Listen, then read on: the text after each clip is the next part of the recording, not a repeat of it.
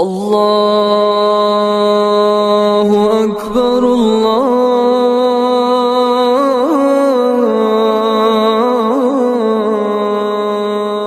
اکبر۔ جنت میں کیا ہوگا؟ عزیزان گرامی، جنت کے لغوی و شرعی معنی۔ لغت میں جنت کے معنی ہے ایسا باغ جس میں گھنے درخت ہوں۔ جس لفظ میں جیم اور نون ہوگا عام طور سے اس کے معنی مستور و مخفی کے آتے ہیں، جیسے جنت اس لیے کہ وہ ہماری آنکھوں سے مخفی ہے، یعنی چھپی ہوئی ہے۔ اس پر ایمان بالغیب لانے کا حکم دیا گیا ہے۔ مومن اس پر اس سے زیادہ یقین اور ایمان رکھتا ہے جو اسے آنکھوں سے دیکھ کر حاصل ہوتا ہے۔ اسی طرح جنین اس بچے کو کہتے ہیں جو شکم مادر میں پوشیدہ ہوتا ہے۔ جنون ایک مرض ہے جو انسان کے عقل پر پردہ ڈال دیتا ہے۔ جن ایک مخلوق ہے جو ہماری آنکھوں سے پوشیدہ ہے۔ جنت کو جنت اس لیے کہا جاتا ہے کہ اس میں بڑے بڑے سایہ دار پھیلی ہوئی ٹہنیوں والے درخت ہوں گے، یا اس لیے کہ اس میں باغات ہوں گے، یا اس لیے کہ اللہ جل شانہ نے جنتیوں کے لیے آنکھوں کی ٹھنڈک کا عجیب عجیب سامان مستور و پوشیدہ کر رکھا ہے۔ شریعت میں جنت سے وہ ابدی لافانی وسیع و عریض گھر مراد ہے جو اللہ جل شانہ نے اپنے مومن بندوں کے لیے بے شمار نعمتوں، اکرام و اعزاز اور حور و قصور کے ساتھ تیار کر رکھا ہے۔ جنت اور دوزخ دونوں پیدا شدہ موجود ہیں۔ یہی اہل سنت والجماعت، اہل حق کا مذہب ہے۔ یہی قرآن کریم کی بے شمار آیات اور بہت سی احادیث سے ثابت ہے۔ جنت بڑی بہترین، شاندار، پرکیف، پربہار، شاندار اور دیدہ زیب ہے۔ وہاں کی نعمتیں بڑی ابدی اور دائمی ہوں گی۔ وہاں کی راحتیں، آسائشیں اور انعامات بیش بہا ہوں گے۔ وہاں کی ہر چیز سدا بہار اور لازوال ہوگی۔ وہ انبیاء مقربین، صالحین، نیکوکاروں کا دار القرار ہے۔ وہاں تکلیف، رنج و غم اور حزن و ملال کا نام و نشان نہیں ہوگا۔ ذرا سوچئے تو صحیح کہ جنتی کیسے مزے میں ہوں گے۔ چہرے نعمتوں کے حصول سے چمکتے اور دیدار ذوالجلال کی وجہ سے تر و تازہ اور پر نور ہوں گے۔ ارشاد خداوندی ہے اور ان کو تازگی اور خوشی عطا کرے گا۔ موتیوں سے بنے ہوئے خیموں میں تہ بتہ بسترے اور زمرد کے ممبروں پر بیٹھے ہوں گے۔ فرمایا تکیہ لگائے ہوں گے برابر بچھے ہوئے تختوں پر۔ سورہ رحمان کی 76ویں آیت ہے جس کا ترجمہ ہے، یہ لوگ تکیہ لگائے ہوں گے سبز مسندوں اور عجیب اور خوبصورت کپڑوں کے فرش پر گاؤ تکیوں سے ٹیک لگائے ہوں گے۔ شراب، شہد، دودھ اور پانی کی نہروں کے کنارے بیٹھے ہوں گے۔ خدمت گزار لڑکے خادم چاروں طرف اشارے کے منتظر ہوں گے۔ فرمایا سورہ طور آیت نمبر 24، اور ان کے پاس لڑکے آئے جائیں گے جو ان کے لیے ہیں گویا وہ محفوظ موتی ہیں۔ سورہ واقعہ میں آیت نمبر 17 میں ارشاد باری تعالیٰ ہے، اور ان کے پاس لڑکے آئے جائیں گے جو ہمیشہ لڑکے ہی رہیں گے۔ حسین و جمیل، بڑی بڑی آنکھوں والی حوریں ان کی منتظر ہوں گی، جن کا وصف یوں ذکر فرمایا گیا ہے۔ سورہ رحمان آیت 56، 57، 58۔ ان مکانات میں نیچی نگاہ والیاں ہوں گی کہ ان لوگوں سے پہلے ان پر کسی انسان نے تصور کیا ہوگا نہ جن نے، گویا وہ یاقوت مرجان ہے۔ سورہ رحمان آیت 70، 72۔ ان میں اچھی سیرت والیاں، اچھی صورت والیاں ہوں گی، گورے رنگ والیاں، خیموں میں محفوظ ہوں گی۔ طرح طرح کے لباسوں، پوشاکوں، زیورات اور سامان آرائش و زیبائش سے آراستہ پیراستہ، ہیرے جواہرات کے تاج ان کے سروں پر ہوں گے۔ فرمایا اور گوری بڑی آنکھوں والیاں جیسے پوشیدہ رکھا ہوا موتی، یہ ان کے عمل کے صلے میں ملے گا، اور ان کے پاس نیچی نگاہ والیاں ہم عمر ہوں گی۔ برادران اسلام طرح طرح کے انعامات ربانیہ سے مستفید اور اپنی پسندیدہ اشیاء سے مزے لیتے ہوں گے۔ ان پر وہاں نہ کسی قسم کا خوف طاری ہوگا، نہ نعمتوں کے چھننے اور اپنی موت کا ڈر ہوگا۔ لباس، پوشاک اور زیورات سے آراستہ ہوں گے۔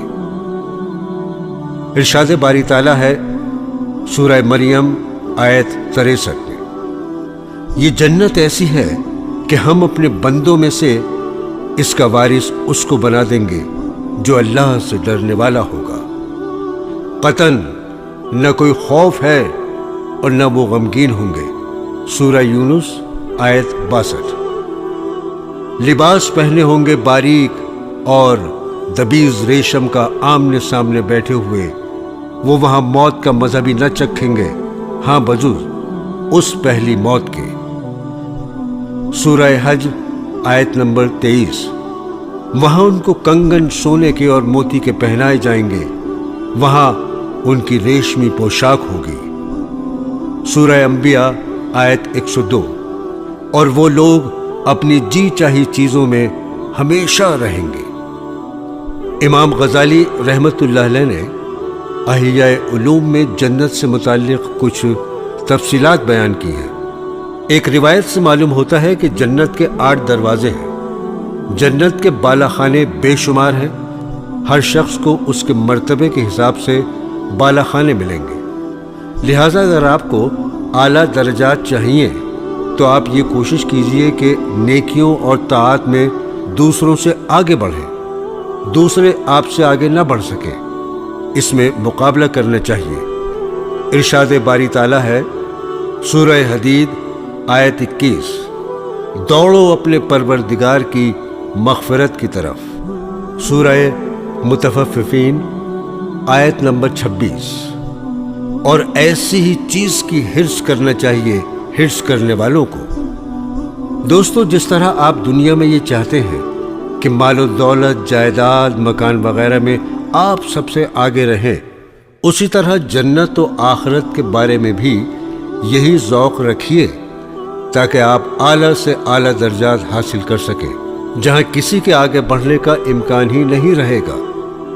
جنت کی دیواروں کی ایک اینٹ سونے کی ہوگی، ایک چاندی کی، مٹی زعفران اور گارا مشک ہوگا۔ بڑے بڑے درخت اور شہد، شراب، دودھ اور پانی کی نہریں بہتی ہوں گی۔ درختوں کے تنے سونے، چاندی اور موتیوں کے ہوں گے، پھلوں سے لدے ہوئے ہوں گے۔ جنتیوں کو سونا، چاندی، ہیرے جواہرات، ریشم پہنایا جائے گا۔ ان کے کپڑے نہ پرانے ہوں گے نہ بوسیدہ، جوانی کو کبھی گھن نہیں لگے گا، ہمیشہ 30-35 سال کے سدا بہار جوان رہیں گے، پسینے سے مشک کی خوشبو آتی ہوگی۔ جنتیوں کا کھانا مختلف قسم کے پھل، موٹے تازے پرندے، من و سلوہ، دودھ، شہد اور دوسری بے شمار چیزیں ہوں گی، دیکھنے میں ایک جیسی لیکن ذائقہ مختلف ہوگا۔ ارشاد باری تعالیٰ ہے سورہ بقرہ آیت نمبر 25، انہیں جب کوئی پھل کھانے کو دیا جائے گا تو وہ بول اٹھیں گے کہ یہ تو وہی ہے جو ہمیں اس سے قبل مل چکا ہے، اور انہیں وہ واقعی دیا ہی جائے گا، ملتا جلتا ہوگا۔ حضرت حسن بصری رحمت اللہ علیہ سے منقول ہے کہ جنت کے انار بڑے ڈول کے برابر ہوں گے، اس کی نہریں ایسے پانی کی ہوں گی جو کبھی بدبودار نہیں ہوگا، ایسے دودھ کی نہریں ہوں گی جس کے مزے میں تغیر نہیں آئے گا، خالص ایسے شہد کی نہریں ہوں گی جو انسانوں کا صاف کیا ہوا نہ ہوگا، ایسی شراب کی نہریں ہوں گی جو بڑی لذیذ ہوں گی، پینے والے اسے پی کر مدہوش نہ ہوں گے، نہ اس سے سر میں درد ہوگا۔ وہاں ایسی نعمتیں ہوں گی جنہیں نہ کسی آنکھ نے دیکھا ہوگا، نہ کسی نے سنا ہوگا، نہ کسی دل پر ان کا خیال گزرا ہوگا۔ عیش و عشرت میں مزے کرنے والے 33 سال کے ہم عمر شہزادے ہوں گے۔ آسمان میں ان کا قد 60 ہاتھ ہوگا۔ سرمگی جسم، فالتو بالوں سے خالی، بے ریش، عذاب سے محفوظ، پرسکون اور مطمئن ہوں گے۔ اس میں درختوں کی جڑیں، تنے اور بیلیں موتیوں کی ہوں گی۔ ان کے پھلوں کا علم اللہ جل شانہ کو ہے۔ اس کی خوشبو 500 سال کی مسافت سے آئے گی۔ وہاں ہلکے پھلکے اونٹ، گھوڑے ہوں گے۔ ان کے کجاوے، لگامیں اور زینہ یاقوت کی ہوں گی۔ ایک دوسرے کی زیارت کریں گے۔ ان کی بیویاں بڑی بڑی آنکھوں والی حوریں ہوں گی۔ وہ محفوظ، چھپے چھپائے رکھے ہوئے انڈے کی طرح صاف ستھری ہوں گی۔ ایک ایک عورت اپنی 2 انگلیوں کے درمیان 70 پوشاکیں تھامے ہوگی۔ وہ انہیں پہنے گی، لیکن وہ اتنی لطیف اور شفاف اور باریک ہوں گی کہ ان کے اندر سے ان کی پنڈلیوں کا گوشت نظر آئے گا۔ اللہ تعالیٰ نے ان کے اخلاق پاکیزہ کر دیے ہوں گے۔ ان کے جسم مرنے سے محفوظ ہوں گے۔ وہاں نہ ناک سے رطوبت آئے گی، نہ منہ سے تھوک، نہ پیشاب آئے گا، نہ پاخانہ، ڈکار آئے گی، نہ کھانا ہضم ہوگا۔ مشک کا خوشبودار پسینہ آئے گا اور انہیں وہاں صبح و شام رزق ملے گا۔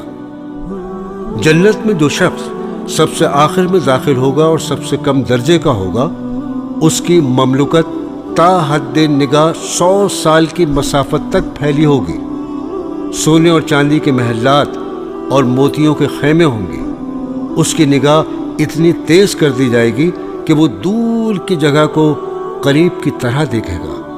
اس کا صبح کا کھانا 70,000 سونے کی پلیٹوں میں لایا جائے گا، اور اسی طرح شام کا کھانا بھی ہر پلیٹ میں ایسا کھانا ہوگا جو دوسری میں نہیں ہوگا، اور اسے آخری پلیٹ کا مزہ بھی اسی طرح آئے گا جس طرح پہلی پلیٹ کا مزہ آیا تھا۔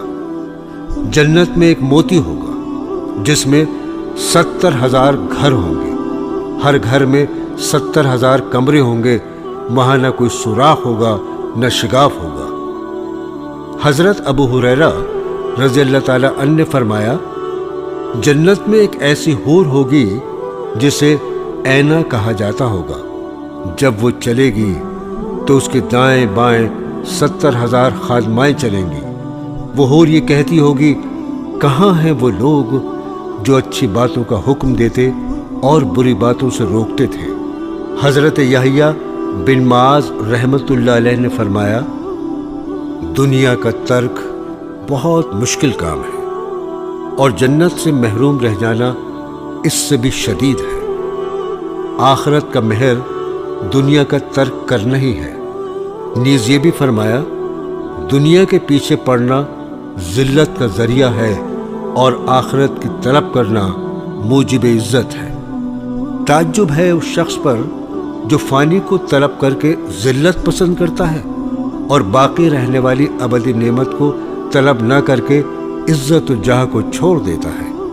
برادران اسلام، حضرت انس رضی اللہ تعالیٰ عنہ نے فرمایا کہ رسول اللہ صلی اللہ تعالیٰ علیہ وسلم نے فرمایا، اللہ کے راستے میں ایک صبح یا ایک شام کا نکلنا دنیا اور جو کچھ اس میں ہے سب سے بہتر ہے، اور جنت کی عورتوں میں سے ایک عورت زمین کی طرف جھانک لے تو ان دونوں یعنی جنت اور دنیا، آسمان و زمین کے درمیان کا حصہ سب روشن ہو جائے، اور ان دونوں کے درمیان خوشبو مہک جائے، اور اس کے سر کا دوپٹہ دنیا اور اس میں جو ہے سب سے بہتر ہے۔ اللہ کے راستے میں نکلنے پر اتنا عظیم ثواب ملتا ہے جس کا مقابلہ اس دنیا سے نہیں کیا جا سکتا۔ جنت کی عورتیں ایسی خوبصورت ہوں گی کہ ان کے پرتوں سے سارا جہاں روشن ہو جائے گا۔ جن کے جسم کی خوشبو اور دوپٹے کا یہ حال ہے، خود وہ کس قدر حسین ہوں گی اس کا اس دنیا میں اندازہ نہیں لگایا جا سکتا۔ حضرت ابو ہریرہ رضی اللہ تعالیٰ عنہ نے فرمایا کہ رسول اللہ صلی اللہ تعالیٰ علیہ وسلم نے فرمایا ہے، جنت میں ایک درخت ہے یعنی طوبہ، جس کے سائے میں اگر شہ سوار 100 سال تک چلے تب بھی اس کو طے نہیں کر سکے گا، اور جنت میں تم میں سے ایک شخص کی ایک کمان کے برابر کا فاصلہ اس سب سے بہتر ہے جس پر سورج نکلا یا غروب ہوا۔ یعنی اتنا بڑا درخت ہے کہ اس کی شاخوں کے نیچے شہ سوار 100 سال تک چلتا رہے گا تب بھی اس کی شاخیں ختم نہیں ہوں گی۔ سائے سے دنیا والا سایہ مراد نہیں ہے، اس لیے کہ وہاں سورج نہیں ہوگا۔ حضرت عبادہ بن صامت رضی اللہ تعالیٰ عنہ سے مروی ہے کہ رسول اکرم صلی اللہ تعالیٰ علیہ وسلم نے فرمایا، جنت میں 100 درجے ہیں، ہر 2 درجوں کے درمیان اتنا فاصلہ ہے جتنا آسمان اور زمین کے درمیان ہے، اور جنت الفردوس ان میں سب سے اعلیٰ درجے کی ہے، وہیں سے جنت کی 4 نہریں نکلتی ہیں، اس کے اوپر عرش الہی ہے۔ لہذا تم جب اللہ تعالیٰ سے جنت مانگو تو جنت الفردوس مانگا کرو۔ جنت میں بہنے والی 4 نہریں پانی، دودھ، شراب اور شہد کی ہوں گی۔ ارشاد ربانی ہے سورہ محمد آیت نمبر 15، اس میں نہریں ہیں پانی کی جس میں بو نہیں ہوگی، اور نہریں ہیں دودھ کی جس کا مزہ پھرا نہیں، اور نہریں ہیں شراب کی جس میں مزہ ہے پینے والوں کے لیے، اور نہریں ہیں شہد کی جھاگ اتارا ہوا۔ حضرت ابو ہریرہ رضی اللہ تعالیٰ عنہ سے مروی ہے کہ رسول اللہ صلی اللہ تعالیٰ علیہ وسلم نے ارشاد فرمایا، جنت میں جو پہلی جماعت داخل ہوگی ان کے چہرے 14ویں کے چاند کی طرح روشن ہوں گے، پھر ان کے بعد داخل ہونے والے آسمان پر چمکنے والے روشن ترین ستارے کی مانند ہوں گے، ان سب کے دل ایک آدمی کے دل کی طرح ہوں گے، نہ ان میں اختلاف ہوگا نہ بغض ہوگا۔ ان میں سے ہر شخص کو 2 بڑی بڑی آنکھوں والی حوریں ملیں گی جن کی پنڈلیوں کا گودا لطافت کی وجہ سے ہڈی اور گوشت سے باہر نظر آ رہا ہوگا۔ جنتی صبح شام اللہ جل شانہ کی پاکی بیان کریں گے، نہ بیمار ہوں گے، نہ پیشاب کی حاجت ہوگی، ان کے برتن سونے چاندی کے ہوں گے، ان کی کنگنیاں سونے کی ہوں گی، ان کی انگوٹھیوں کا ایندھن عود ہوگا، ان کا پسینہ مشک کی طرح خوشبودار ہوگا، وہ سب ہم عمر ایک جیسے ہوں گے، اپنے جد امجد حضرت آدم علیہ السلام کی شکل پر آسمان میں 60 ہاتھ کے برابر ہوں گے۔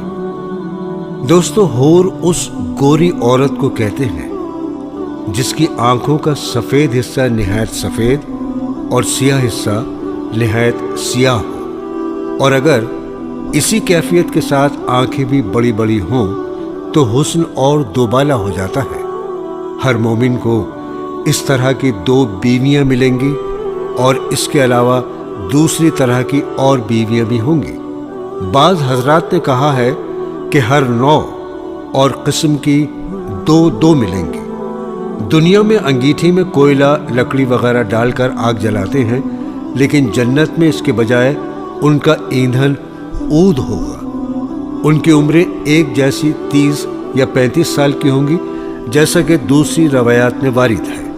حضرت ابو سعید و حضرت ابو ہریرہ رضی اللہ تعالیٰ عنہما سے مروی ہے کہ رسول اللہ صلی اللہ تعالیٰ علیہ وسلم نے ارشاد فرمایا، ایک پکارنے والا آواز لگائے گا کہ تمہارے لیے یہ طے ہے کہ ہمیشہ صحت مند رہو گے، کبھی بیمار نہیں ہوگے، اور ہمیشہ زندہ رہو گے، کبھی موت نہیں آئے گی، ہمیشہ جوان رہو گے، کبھی بڑھاپا نہیں آئے گا، اور تمہارے لیے نعمت ہی نعمت ہوگی، کبھی خستہ حالی نہ ہوگی۔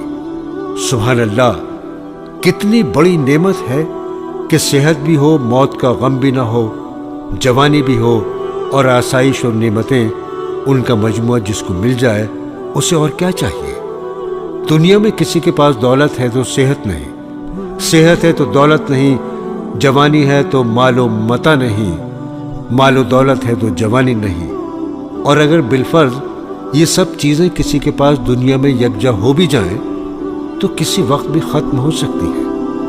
موت بہرحال کسی بھی وقت آ سکتی ہے، جوانی وقتی ہوتی ہے، لیکن جنت میں یہ سب چیزیں ابدی ہوں گی۔ وہاں موت کو مار دیا جائے گا، کبھی موت نہیں آئے گی۔ حضرت اسماء بنت ابی بکر رضی اللہ تعالی عنہا فرماتی ہیں، میں نے رسول اللہ صلی اللہ تعالی علیہ وسلم سے سنا کہ آپ نے سدرۃ المنتہا کا تذکرہ کیا۔ فرمایا، شہسوار اس کی ٹہنیوں کے سائے میں 100 سال سفر کرے گا، یا یہ فرمایا کہ سواری اور آدمی اس کے سائے میں 100 سال تک چلتا رہے گا۔ اس میں سونے کے پروانے ہیں، اس کے پھل مٹکے کے برابر ہیں۔ سدرۃ المنتہا 7ویں آسمان پر عرش کے دائیں جانب ایک درخت ہے۔ اس کو منتہا اس لیے کہتے ہیں کہ وہ جنت کے منتہی یعنی آخر میں ہے، اور اس لیے کہ اس سے آگے کوئی نہ جا سکا۔ فرشتوں وغیرہ کا علم بھی وہیں ختم ہو جاتا ہے۔ اس کے بعد کیا ہے اسے اللہ تعالیٰ کے سوا کوئی نہیں جانتا۔ پروانوں کے بارے میں بعض حضرات نے یہ کہا کہ اس سے فرشتے مراد ہیں جن کے پر اس طرح چمک رہے ہوں گے جیسے پروانوں کے پر چمکتے ہیں۔ برادران اسلام، حضرت انس رضی اللہ تعالی عنہ سے مروی ہے کہ نبی کریم صلی اللہ تعالی علیہ وسلم سے کوثر کے بارے میں دریافت کیا گیا کہ وہ کیا چیز ہے۔ فرمایا، وہ ایک نہر ہے جو اللہ تعالیٰ نے مجھے جنت میں عطا فرمائی ہے۔ وہ دودھ سے زیادہ سفید اور شہد سے زیادہ شیریں ہے۔ اس میں ایسے پرندے ہیں جن کی گردنیں اونٹوں کی گردنوں کی طرح ہیں۔ حضرت عمر رضی اللہ تعالی عنہ نے فرمایا، یہ پرندے تو بڑے لذیذ ہوں گے۔ رسول اللہ صلی اللہ تعالی علیہ وسلم نے فرمایا، اس کے کھانے والے ان سے بھی اچھے ہوں گے۔ یہ وہی حوض کوثر ہے جس کا تذکرہ قرآن کریم میں سورہ کوثر میں موجود ہے۔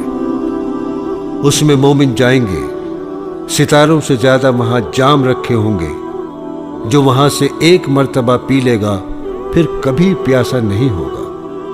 اس نہر پر آنے والے ایسے پرندے ہوں گے جو نہایت پرگوشت اور لذیذ ہوں گے، اور کیوں نہ ہو، جبکہ یہ رب ذوالجلال کی مہربانی ہے، میزبانی ہے۔ حضرت حکیم بن معاویہ رضی اللہ تعالی عنہ نے فرمایا کہ رسول اللہ صلی اللہ تعالی علیہ وسلم نے ارشاد فرمایا، جنت میں پانی، شہد، دودھ اور شراب کے بڑے بڑے دریا ہوں گے، بعد میں پھر ان میں سے نہریں نکلیں گی۔ یعنی جنتی جب جنت میں داخل ہو جائیں گے تو اس سے نہریں نکل نکل کر جنتیوں کے محلات میں پہنچیں گے۔ ہر شخص کو چاروں نہروں سے سیراب کیا جائے گا، اور چاروں نہریں ہر شخص کے زیر تصرف رہیں گی۔ حضرت جابر رضی اللہ تعالی عنہ سے مروی ہے کہ رسول اکرم صلی اللہ تعالی علیہ وسلم سے ایک صاحب نے دریافت کیا، کیا جنتی سوئیں گے؟ فرمایا، نیند موت کا بھائی ہے اور اہل جنت کبھی مریں گے نہیں۔ نیند تھکاوٹ دور کرنے اور نشاط پیدا کرنے کے لیے آتی ہے۔ وہاں نہ تھکاوٹ ہوگی، نہ سستی ہوگی، نہ پریشانی ہوگی، نہ غم و اندو۔ وہاں تو بس راحت ہی راحت ہوگی، لذت ہی لذت اور نشاط ہوگا۔ حضرت ابو ذر رضی اللہ تعالی عنہ نے فرمایا کہ میں نے رسول اللہ صلی اللہ تعالی علیہ وسلم سے دریافت کیا، کیا آپ نے اللہ جل شانہ کا دیدار کیا ہے؟ فرمایا، وہ تو نور ہے، میں انہیں کس طرح دیکھ سکتا؟ یعنی اللہ جل شانہ نوروں کے نور اور سب سے بڑے نور ہیں۔ ارشاد ہے سورہ نور آیت نمبر 35، اللہ ہی آسمانوں اور زمین کا نور ہے، یعنی اللہ جل شانہ ظاہر بنفس ہی ہے۔ دنیا کا ذرہ ان کے وجود پر دلالت کرتا ہے۔ دنیا کو منور اور روشن کرنے والے اللہ تعالیٰ ہی ہیں۔ اللہ جل شانہ کے نور کو دیکھنا کس کے بس کی بات ہے؟ اللہ جل شانہ نے نور کو اپنے اور بندوں کے درمیان حجاب بنایا ہوا ہے۔ جس طرح تاریکی اور ظلمت دیکھنے کے درمیان رکاوٹ بنتی ہے، اسی طرح تیز روشنی بھی آنکھوں کو چکا چوند کر دیتی ہے اور آنکھیں اس کے دیکھنے سے عاجز آ جاتی ہے۔ تو معنی یہ ہوئے کہ وہ تو نور ہے، میں بھلا انہیں کس طرح دیکھ سکتا ہوں؟ یا اس کے معنی یہ ہے کہ میں نے صرف نور ہی نور کو دیکھا، ذات باری تعالیٰ کو نہ دیکھ سکا۔ نور ذات الہی کے دیدار کے درمیان رکاوٹ بن گیا۔ میں نے ایک بڑی پر نور ذات کی زیارت کی ہے۔ حضرت مسروق رحمۃ اللہ علیہ نے فرمایا، میں حضرت عائشہ رضی اللہ تعالیٰ عنہ کے پاس حاضر ہوا اور عرض کیا کہ حضرت محمد صلی اللہ تعالیٰ علیہ وسلم نے اللہ جل شانہ کا دیدار کیا ہے؟ انہوں نے فرمایا، تم نے ایسی بات کی ہے جس سے میرے رونگٹے کھڑے ہو گئے ہیں۔ میں نے عرض کیا، ذرا سکون سے کام لیجیے۔ پھر میں نے یہ آیت کریمہ تلاوت کی جس کا ترجمہ ہے سورہ نجم آیت نمبر 18۔ انہوں نے اپنے پروردگار کی قدرت کے بڑے بڑے عجائبات دیکھے تو انہوں نے فرمایا، یہ آیت کریمہ تمہیں کہاں لے جا رہی ہے؟ یعنی تم اس کا غلط مطلب سمجھ رہے ہو۔ اس سے حضرت جبرائیل علیہ السلام مراد ہے۔ تمہیں یہ کس نے بتلایا ہے کہ حضرت محمد صلی اللہ تعالیٰ علیہ وسلم نے اپنے پروردگار کو دیکھا تھا؟ یا آپ نے کسی ایسی بات کو چھپایا جس کے بتلانے کا آپ کو حکم دیا گیا تھا؟ یا آپ ان کی 5 باتوں کو جانتے ہیں جن کے بارے میں اللہ تعالیٰ نے فرمایا سورہ لقمان آیت نمبر 34، بے شک اللہ ہی کو قیامت کی خبر ہے اور وہی میں برساتا ہے۔ تو اس نے بڑا بہتان باندھا۔ البتہ آپ صلی اللہ تعالیٰ علیہ وسلم نے جبرائیل علیہ السلام کو ان کی اصلی صورت اور شکل میں صرف 2 مرتبہ ہی دیکھا تھا۔ ایک مرتبہ سدرۃ المنتہا کے پاس اور ایک مرتبہ مکے کی گھاٹیوں میں ایک جگہ پر۔ حضرت جبرائیل علیہ السلام کے 600 پر تھے جنہوں نے افق کو بھر رکھا تھا۔ یہ ترمذی کی روایت ہے۔ بخاری مسلم نے کچھ زیادتی اور اختلاف کے ساتھ اسے روایت کیا ہے۔ ان کی روایت میں ہے، مسروق نے کہا، میں نے حضرت عائشہ رضی اللہ تعالیٰ عنہ سے عرض کیا، سورہ نجم آیات 8 اور 9۔ پھر وہ نزدیک ہوا اور زیادہ نزدیک ہوا، سو 2 کمانوں کا فاصلہ رہ گیا، بلکہ اور بھی کم۔ کا کیا مطلب ہے؟ حضرت عائشہ رضی اللہ تعالیٰ عنہ نے فرمایا، یہ تو حضرت جبرائیل علیہ السلام کے بارے میں ہے۔ وہ انسانی شکل میں آیا کرتے تھے، اس مرتبہ وہ اپنی اصلی شکل و صورت میں آئے تھے، اس سے افق بھر گیا تھا۔ طوبہ جنت کا ایک درخت ہے جس کی کوئی نہ کوئی ٹہنی جنت کے ہر گھر پر سایہ فگن ہوگی۔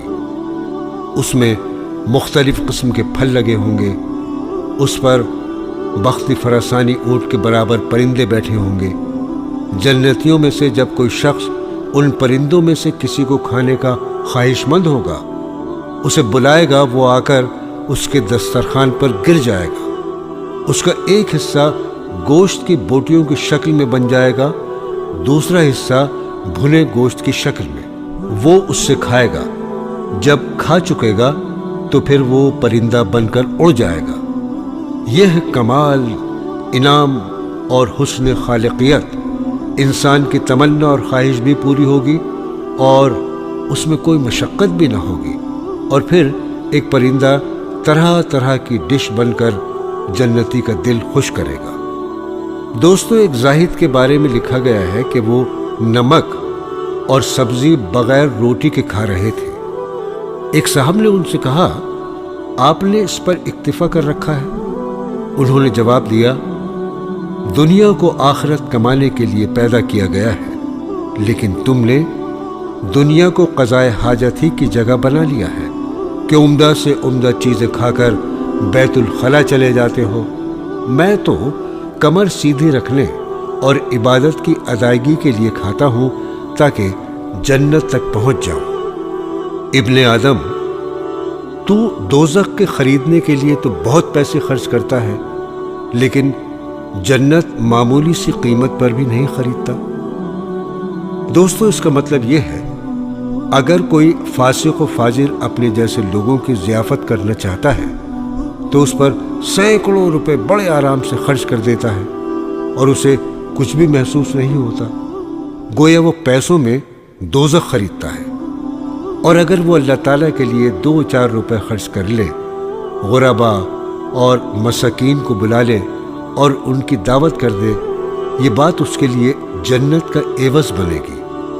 یہ اس پر بہت شاک گزرتی ہے۔ جنت کی تمام نعمتوں کی دنیا میں نظیر پائی جاتی ہے، چنانچہ جنتی کھائیں پیئیں گے لیکن پیشاب پخانے کی ضرورت نہیں پڑے گی۔ اس کی نظیر دنیا میں اس طرح ہے جیسے ماں کے پیٹ میں بچہ۔ جنتیوں کو خادم ملیں گے۔ انسان جس چیز کی تمنا کرے گا وہ اس کا حکم ملنے سے قبل اسے حاضر کر دیں گے۔ انہیں ان کی مرغوب چیز اور ان کی خواہش کا ان کے منہ سے کہنے سے قبل علم ہو جائے گا۔ دنیا میں اس کی نظیر انسان کے اعضاء ہیں کہ انسان کو جب کسی چیز کی خواہش ہوتی ہے تو اس کے اعضاء اسے پہچان لیتے ہیں اور وہ اس کے حکم دینے اور منہ سے کہنے سے قبل اس کی خواہش پوری کر دیتے ہیں۔ جنت میں ایک درخت ہے جس کا نام طوبہ ہے، جس کا پہلے بھی ذکر کیا گیا۔ اس کی جڑ نبی کریم صلی اللہ تعالیٰ علیہ وسلم کی دولت قدے میں ہوگی اور اس کی شاخیں ہر گھر اور جنت کے ہر گوشے میں ہوں گی۔ اس کی نظیر سورج ہے کہ اس کی روشنی ہر گھر اور ہر جگہ پہنچتی ہے۔ یہ پہاڑ گھونسلے سوراخ میں داخل ہوتی ہے اور تمام دنیا میں پھیل جاتی ہے۔ حضرت یحییٰ بن معاذ رحمۃ اللہ علیہ نے فرمایا، دنیا کا چھوڑنا بہت مشکل ہے اور جنت کا چھوڑنا اس سے بھی مشکل ہے، اور جنت کا مہر دنیا کا چھوڑنا ہے جیسے دنیا میں ہر چیز کا ایک عوض ہوتا ہے۔ شادی میں عورت کو مہر دیا جاتا ہے، اسی طرح جنت کی بھی یہ قیمت ہے، اور وہ یہ ہے کہ دنیا سے کنارہ کشی کی جائے، دنیا میں دل نہ لگایا جائے، دنیا میں اس طرح رہے جس طرح کشتی پانی میں رہتی ہے کہ پانی کشتی کے باہر ہوتا ہے۔ اگر وہ دل میں خدا کی محبت رچی بسی ہو۔ ہاں، دنیا دارالعمل ہے، آخرت کی کھیتی ہے، اس لیے آخرت کی تیاری میں لگا رہے۔ ارشاد باری تعالیٰ ہے، سورہ فرقان آیت نمبر 45، کیا تو نے اپنے پروردگار پر نظر نہیں کی کہ اس نے سائے کو کیوں کر پھیلا دیا ہے؟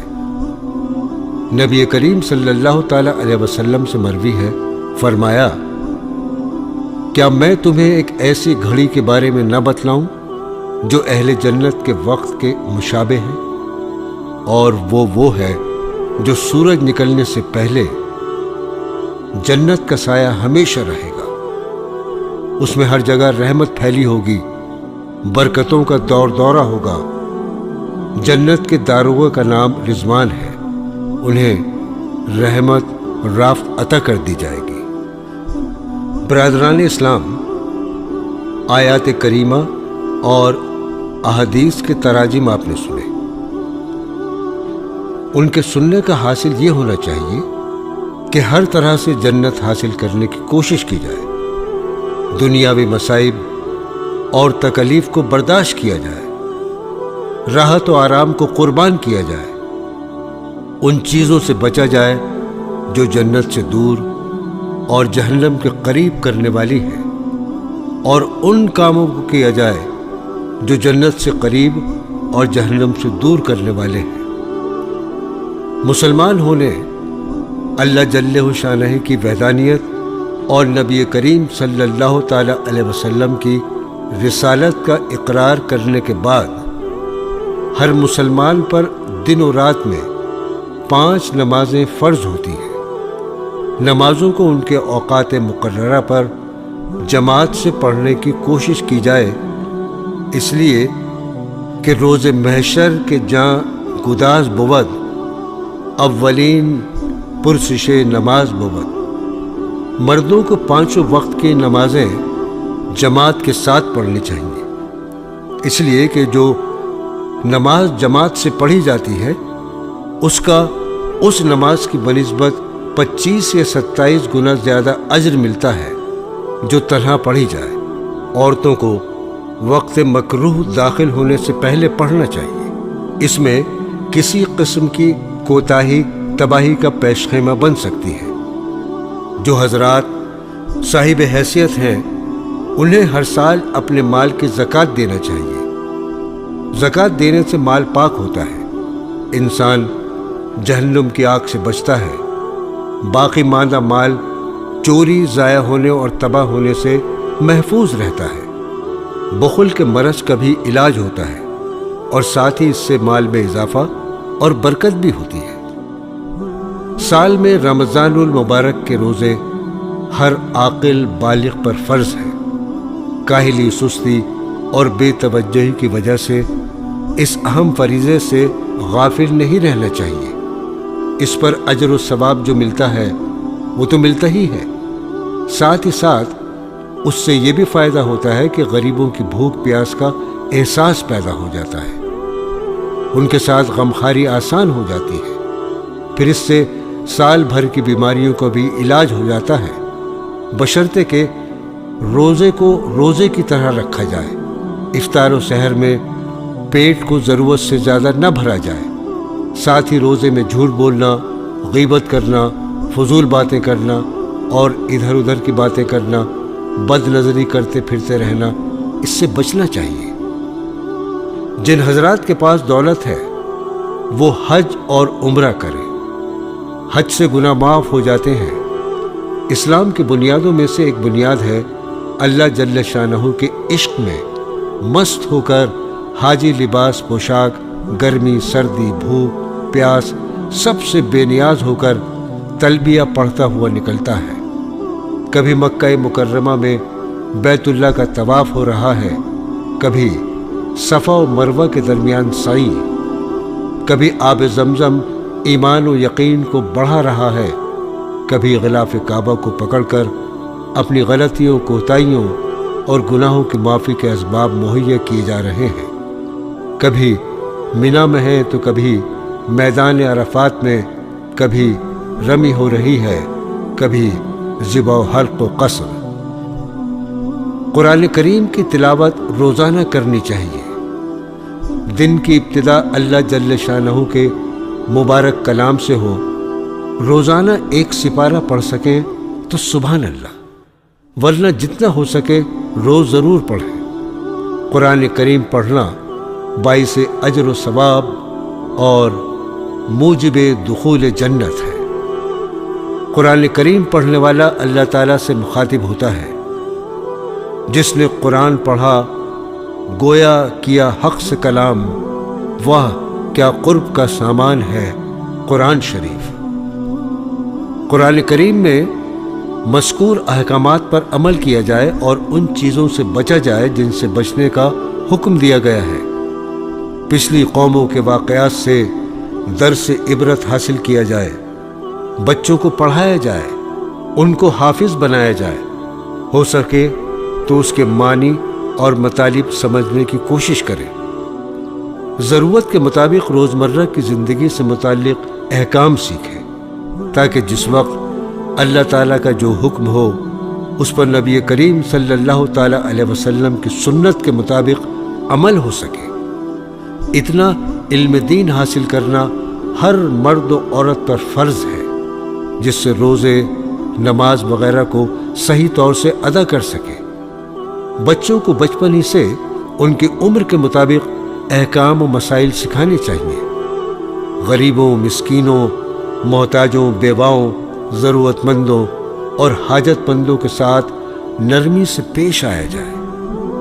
اس کے ساتھ ہی جو غمخواری اور امداد و معاونت ہو سکے کیجیے۔ اللہ تعالیٰ کے نام پر جتنا ہو سکے روزانہ صدقہ و خیرات کر کے ذخیرہ آخرت بنائیے۔ بیوی بچوں، رشتہ داروں، دوستوں اور پڑوسیوں سے متعلق احکام جانیے، ان کے حقوق سمجھیے، انہیں ادا کیجیے تاکہ روز قیامت ان کی وجہ سے آپ کی گرفت نہ ہو۔ یاد رکھیے، آپ سے آپ کے بیوی بچوں، آپ کے ماتحتوں، رشتہ داروں اور محلے والوں کے بارے میں بھی باز پرس ہوگی۔ اچھی باتوں کا حکم دیتے رہیے۔ اگر کسی کو غلط کام کرتا دیکھیں تو نہایت حکمت، تدبر، تدبیر اور سلیقے سے اسے اس کا نقصان ذہن نشیں کرا کر اس سے باز رہنے کی ترغیب دیجیے۔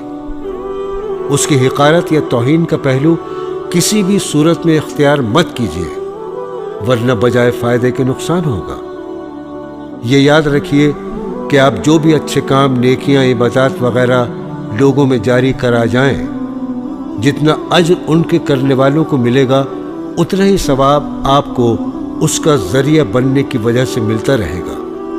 جو شخص کسی کی خیر کی طرف رہنمائی کرتا ہے اسے اتنا ہی اجر ملتا ہے جتنا اس کے کرنے والے کو ملتا ہے، لیکن اس سے اس کے کرنے والے کے اجر میں کوئی کمی نہیں آتی۔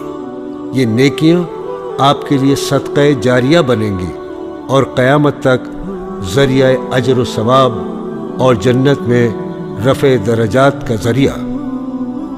اپنے بچوں کو شروع سے قرآن کریم کی تعلیم دیں اور کوشش کریں کہ وہ آپ کے لیے ذخیرہ آخرت بنے، جس کا طریقہ یہ ہے کہ انہیں علم دین کی تعلیم دیجیے۔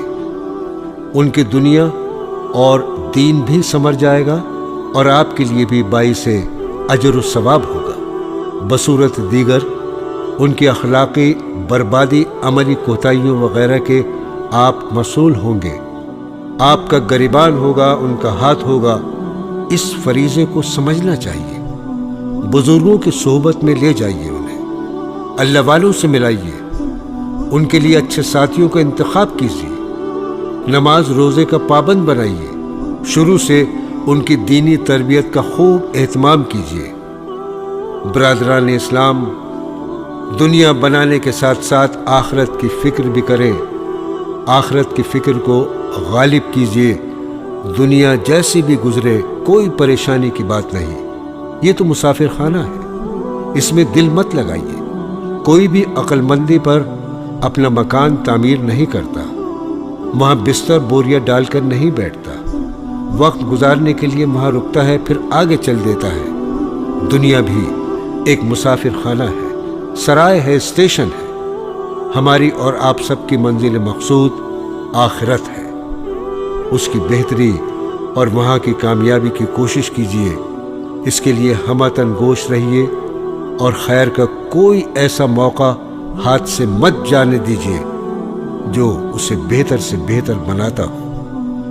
کچھ وقت نوافل اور ذکر و اذکار میں بھی لگا دیجیے تاکہ جنت میں درختوں کا اضافہ ہو، آپ کے درجات بڑھیں، دل میں اللہ تعالیٰ کا نور پیدا ہو، دل کی سیاہی دور ہو، دل کو اطمینان نصیب ہو۔ اس لیے کہ دلوں کا سکون صرف اور صرف اللہ تعالیٰ کے ذکر میں ہے۔ ارشاد باری تعالیٰ ہے، سورہ رعد آیت 28، خوب سن لو کہ اللہ کے ذکر سے دلوں کو اطمینان نصیب ہوتا ہے۔ دوستو، 24 گھنٹوں میں چند منٹ نکال کر اپنے اعمال کا جائزہ لیا کریں کہ آج کتنا وقت دنیا کے لیے صرف کیا اور کتنا آخرت کے لیے، کتنی نیکیاں کی اور کتنے گناہ کیے، کون سے کام نہیں کرنے چاہیے تھے وہ کر لیے اور کون سے کرنے تھے وہ چھوڑ دیے۔ اس سے نیکیاں بڑھیں گی، اچھائیوں کی توفیق ملے گی اور برائیاں کم ہوں گی۔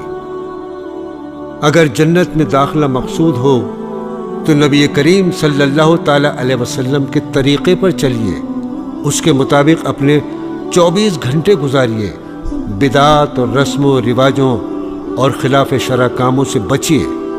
اللہ تعالیٰ ہمارا، آپ کا اور سب کا خاتمہ ایمان کامل پر کرے اور ہمیں جنت الفردوس عطا فرمائے، آمین ثم آمین۔